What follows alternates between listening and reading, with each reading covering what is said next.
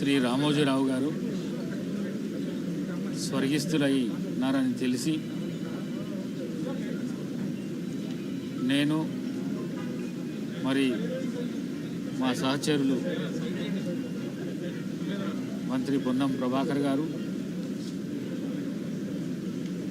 MLA Danam Nagender గారు, MLC Mahesh Goud గారు, మరి ఇబ్రాహీంపట్నం ఎమ్మెల్యే గారు శ్రీ మల్రెడ్డి రంగారెడ్డి గారితో పాటు పెద్దలు మండలి చైర్మన్ గుత్తా సుఖేందర్ రెడ్డి గారు అందరం కలిసి వారి భౌతికాన్ని సందర్శించి ప్రగాఢ సానుభూతిని తెలియపరుస్తూ వారి కుటుంబానికి భగవంతుడు ఎల్లవేళలా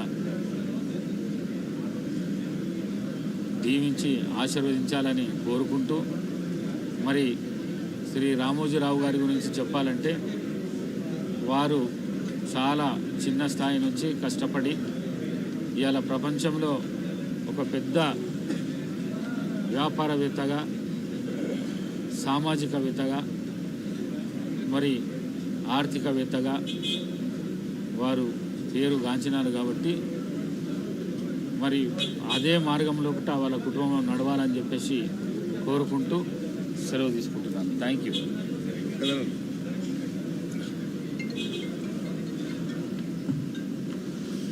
కీర్తిశేషులు రామోజీరావు గారి అకాల మరణం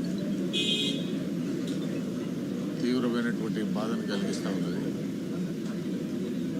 వారు ఈ దేశంలో ఉన్నటువంటి యువతకు స్ఫూర్తిగా కష్టపడితే సాధించలేనిది ఏది లేదని రుజువు చేసినటువంటి ఒక మహోన్నతమైనటువంటి వ్యక్తిగా, పత్రికా రంగంలో వారు తెచ్చినటువంటి ఎన్నో వినూతనమైనటువంటి ఒరబడులు కావచ్చు, వారు వ్యాపార రంగంలో సాధించినటువంటి ప్రగతి కావచ్చు, కష్టపడితే ఏ స్థానానికైనా చేర్చుకోవచ్చుననేటువంటి చేసి నిరూపించినటువంటి ఒక మౌన్నతమైనటువంటి వ్యక్తిగా రామోజీరావు గారి యొక్క జీవితం నడిచింది. వారు ఇప్పుడున్నటువంటి తరాలకే కాదు, భావి తరాలకు కూడా ఒక స్ఫూర్తిగా ఉంటారనే దాంట్లో ఎలాంటి సందేహం లేదు. అలాంటి మౌన్నతమైనటువంటి వ్యక్తి భౌతికంగా మనతో దూరమైనప్పటికీ వారి ఆలోచన విధానం, వారు మార్గదర్శనం తప్పనిసరిగా మన అందరికీ కూడా ముందు ఉంటుందని చెప్పి ఆశిస్తూ భగవంతుడు వారి ఆత్మకు శాంతిని కలిగించాలని, అదేవిధంగా వారి కుటుంబ సభ్యులకు మనోధైర్యాన్ని కలిగించాలని చెప్పి ప్రార్థిస్తూ సెలవు తీసుకుంటాం.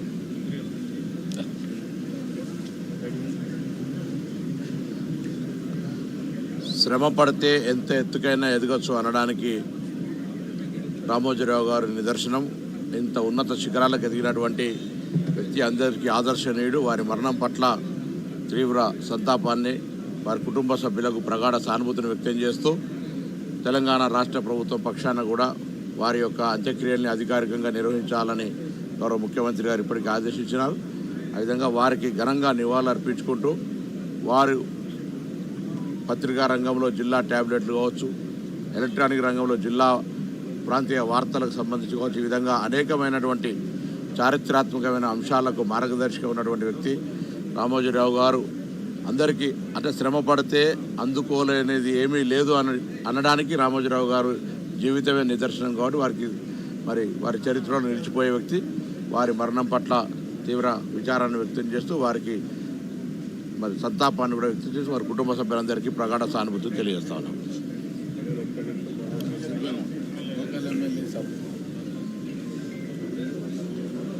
రామోజీరావు గారి యొక్క అకాల మరణం మా అందరికీ కూడా బాధ కలిగించింది. ఆయన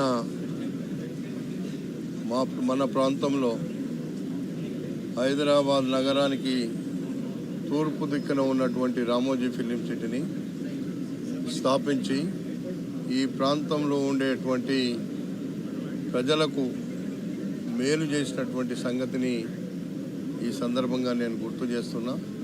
మొన్ననే ఒక నెల రోజుల కింద ముఖ్యమంత్రి గారు, నేను రామోజీరావు గారిని కలిసి ఆయనతో పాటు భోజనం చేసి నిజంగా ఆయన చెప్పినటువంటి చాలా విషయాలను మా మొదల్లో ఉన్నాయి, మాకు గుర్తున్నాయి. ఈ ప్రాంత అభివృద్ధికి మరి మాతో పాటుగా ఆయన కూడా చాలా కృషి చేసినటువంటి వ్యక్తి. ఆయన అకాల మరణం మా అందరికీ తీరని లోటు అని చెప్పి తెలియపరుస్తూ ఆయన ఆత్మకు శాంతి కలగాలని, కుటుంబ సభ్యులందరినీ కూడా భగవంతుడు దీవించాలని కోరుకుంటున్నాను. రామోజీరావు గారి మరణం పత్రికా రంగానికి కాదు, యావత్ తెలంగాణ ప్రజానీకానికి, ఆంధ్రప్రదేశ్ ప్రజానీకానికి కూడా తీరని లోటు.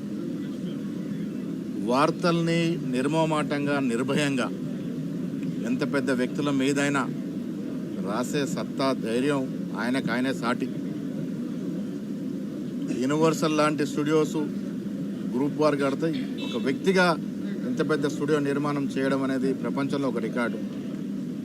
రామోజీరావు గారు కష్టపడి పైకెచ్చిన వ్యక్తుల్లో అందరికీ ఆదర్శప్రాయుడు. ఇవాళ వారి మరణం మనందరూ కూడా తీవ్రమైన లోటు.